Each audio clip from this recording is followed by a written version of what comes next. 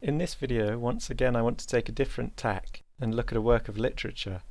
In this case, Charles Williams' novel Shadows of Ecstasy. There are aspects of this work which follow on from the topics I examined in my video on René Guénon, and I think there are important connections to be made. For those who don't know, Charles Williams is most well known as a member of the Oxford Inklings, having been a close friend of C.S. Lewis, and he produced a number of pulp fiction novels, which are effectively supernatural thrillers. What gave Williams something of an edge in his fiction was his own personal history of involvement in secret societies and the occult. While he wasn't, I think, involved in anything really sensationalist, nevertheless, as the recent biography by Greville Lindop points out, he was an initiate of the Golden Dawn in its second iteration. The Golden Dawn, of course, was the magic society formed by William Robert Woodman, William Wynne Westcott, and Samuel Liddell Mathers, although it's more notorious for the membership of Aleister Crowley and, at one time, the poet William Butler Yeats. All of this is especially relevant to the novel Shadows of Ecstasy, because we find a very Crowleyan antagonist in the character of Nigel Considine. Williams and the Golden Dawn. We find this paradox, or rather this dark side to Charles Williams' work, which emerges from a strange mixture of influences. On the one hand, he was by all appearances a faithful member of the Church of England, and friends with very straightforward Christians like C.S. Lewis and J.R.R. Tolkien, while on the other hand he was involved in secret societies and even forms of magic. Of course, at the time period of the early 20th century, this wasn't as unusual as it may sound to us now. But pivotal to Williams' initiation into the occult was another paradoxical figure, a man named Arthur Edward Waite. Waite was another one of the founding members of the Golden Dawn, although he split with Crowley and formed his own rectified rite fairly soon after the Golden Dawn was established. The emphasis in Waite's reformed rites, at least from what can be gleaned from the surviving ritual texts and Waite's theoretical writings about Kabbalah, is very much about the stark differentiation between male and female, and to a degree it is even chauvinistic, with an impetus for this being, I think, that Waite was anxious to keep the order straight, away from the androgynous and chaotic influence of Crowley and others. In his work, Waite appeals frequently to the Kabbalah, and it seems he regarded it very much in light of his own particular ideology, as very much an expression of order and hierarchy, maintaining the duality and complementarity of male and female. Where Crowley seems to depart from Waite is that he regards these boundaries and oppositions as having to be dissolved in order to accomplish a kind of union or transcendence.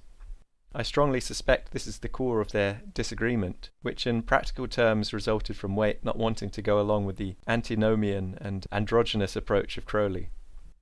Indeed, Waite really is a strange figure, because he clearly regards himself as very straight and narrow, while simultaneously pushing for the highly erotic aspect of these rituals. That's not a direct contradiction, but I think it shows a kind of moral depravity beneath the surface of his spirituality and late Victorian pietism. I labour the point here because I think this analysis is key to understanding Charles Williams' attitudes as well. Waite's strange approach obviously appealed to the likes of Williams and other young, post-Victorian men who, for whatever reason, were seeking a way to sublimate their passions, which was a key point of the rituals. The repeated emphasis in Greville Lindop's biography of Charles Williams is on the transmutation of energy, and especially sexual energy. This is essentially the only theme all of this esotericism seemed to offer, and it became a kind of obsession for Williams, as it seems to have been for Waite. This idea of the transmutation of energy has a key role in the novel Shadows of Ecstasy, although it is only referenced in dialogue and not, thankfully, represented in any prominent way in the plot. More fundamental is the alleged outcome of this process, which is the goal of attaining immortality. The main antagonist of the novel is a man named Nigel Considine, who I think is clearly based in part on Aleister Crowley, precisely because he is absolutely enamoured of death and in overcoming it by crossing the abyss, in Crowley's words. What emerges in the course of the narrative is that Considine is in fact the head of a literal death cult, whose members think that by dying they will be able to become gods. There is no direct reference to Crowley in the novel, but one of the characters does quote Yeats' poem, The Second Coming, asking, "What rough beast its hour come round at last, slouches towards Bethlehem to be born. Crowley notoriously identified himself as the Beast of Revelation, and it is strongly implied in the book that Considine is likewise to be identified with the Antichrist. Indeed, poetry is used in this work, as it was by Williams throughout his life, as a kind of magical twilight language. This is another central theme of the novel, by which the characters sensitive to the power of poetry experience it as something genuinely compelling and full of potency. The spoken word, along with music, is used in the narrative precisely to draw out the latent energies of the characters in the story, and even for the purposes of mind control. The first line of poetry we get in the opening of the book foreshadows Considine's attitude towards death, stating, "I will encounter darkness as a bride, and hug it in mine arms." These lines form part of a lecture delivered by one of the protagonists, Roger Ingram, who is a professor of applied literature, which of course foreshadows the role of poetry in the story, as well as being the kind of role that Charles Williams no doubt saw himself as occupying in a certain sense. Within the novel, the role of poetry is also one of magic, positive manifestation of certain states of being or actual outcomes in the world. That's particularly relevant today because this kind of magic is becoming increasingly popular among New Age types, something that has been discussed by David Patrick Harry on his channel Church of the Eternal Logos. Crevel Lindop's biography of Williams references the possible influence of the theories of animal magnetism and even what we might call the law of attraction, using language as a means to manifest one's desires in the real world. The funny thing is that no one appears especially interested by Professor Ingram's speech, except a mysterious guest whom we learn is in fact Nigel Considine.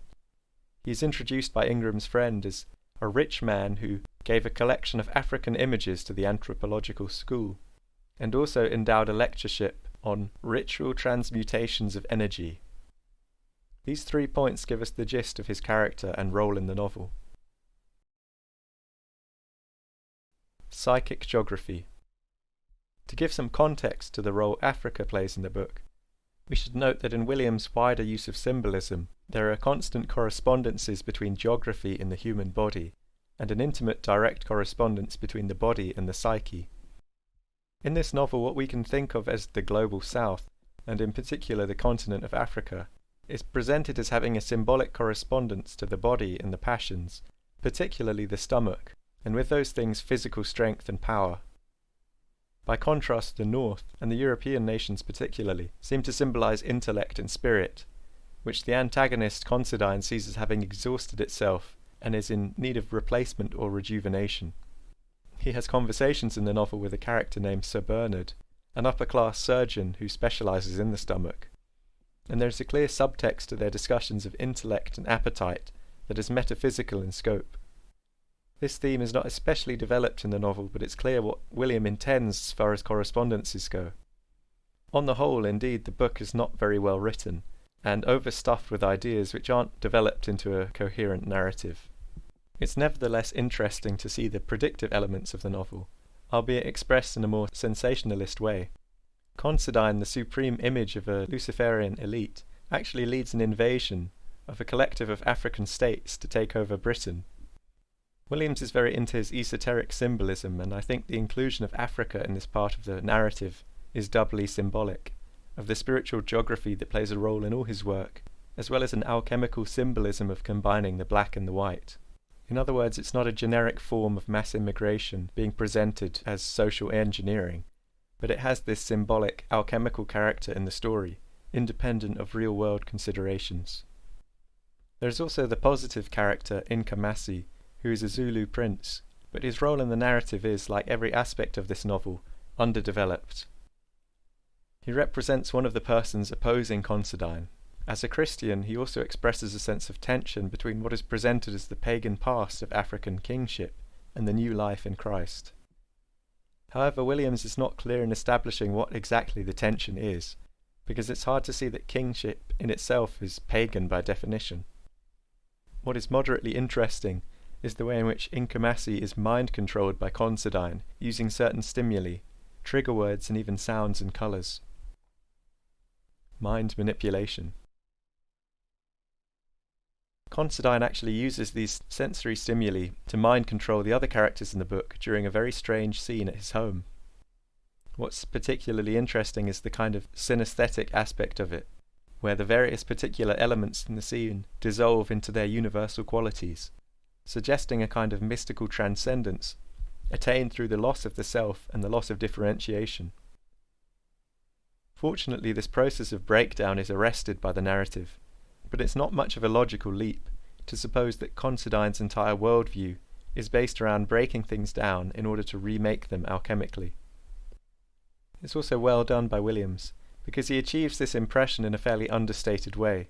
He's not guilty of overblown descriptions and sensationalism. As the novel reaches its end, moreover, we begin to see more clearly, or paradoxically less distinctly, what Africa represents to the narrative. Roger Ingram, the poet who is somewhat seduced by Considine's charisma, has a kind of waking vision of Africa as this oceanic mass of power, which appears inert but is really a symbol of potency itself. This ties very closely to a topic I covered in my video on René Guénon, and the notion of the left-hand path towards dissolution is also a motion towards the pole of pure quantity or potency. The ocean, of course, is an image of the abyss, and Ingram directly relates this oceanic mass with the dead body of one of Considine's followers, which in a previous scene was actually stirred into movement by some mysterious force. If I were to give my take, I'd suggest that the corpse of this neophyte was momentarily possessed by a demon, to give the illusory impression that one of Considine's experiments in overcoming death was partially successful. The sickening aspect of this is the willing participation of Considine's followers in these rituals, trials, or experiments. I think here we most clearly see the satanic element of the ritual initiation of the novel. It's in some sense a recapitulation of the fall, when the devil convinced Adam that by transgressing the law of God, which explicitly was said to lead to death, he might become a god himself. Inkamasi, the Zulu prince, confronts Considine with the gospel, at least as he understands it, and Considine has this bizarre indifference to the whole thing. It is as if nothing about Christ's overcoming of death has any interest or relevance to him. The question we are left with is whether or not Considine himself is possessed by a demon, or whether he has some humanity left. The former would make sense of his behaviour and his apparent indifference to Christianity, insofar as he only ever plays the role of deceiving and leading people away from the truth. Indeed, I think the only way to make sense of his character and motivation is if we realise that he doesn't believe in the lie he is telling others to follow. There is after all no indication that he has attempted to take his own life, only that he has persuaded others to do so. It seems rather that he has a purely demonic motivation to destroy life and to destroy the image of God in man, and he attempts this by giving false promises and an inversion of Christianity to his followers. What is most troubling about this book, however, is that Williams lets this deception linger with the reader. The character Ingram is not in the end cured of his delusion, but keeps wondering whether or not Considine has in fact succeeded in his supposed attempts to overcome death. This certainly leaves a bad taste on finishing the novel, because one is left with the impression that Williams himself is also somewhat seduced by this idea. One thing that emerges from Lindop's careful research in his biography of Williams is an interesting exchange between Williams and one of his fans, a woman who was amazingly actively involved in Crowley's Abbey of Thelema. She asks Williams in her letter whether he was in fact being tongue-in-cheek and insincere in his novels about the reality of these supernatural powers and phenomena, and Williams was at pains to reassure her that he was in fact always sincere about it. This would seem to confirm our suspicions that he places some credence in Considine's claims to be able to overcome death, and this is one of Williams' ultimate flaws as a writer and as a person. He is altogether much too fascinated by the occult and by the possibilities of interacting with the supernatural for both good and evil ends. This, I think, almost inevitably produces the confused narrative of the novel, which I think is not destined to be remembered, except perhaps in relation to its author's other works and his friendships with other, more famous writers.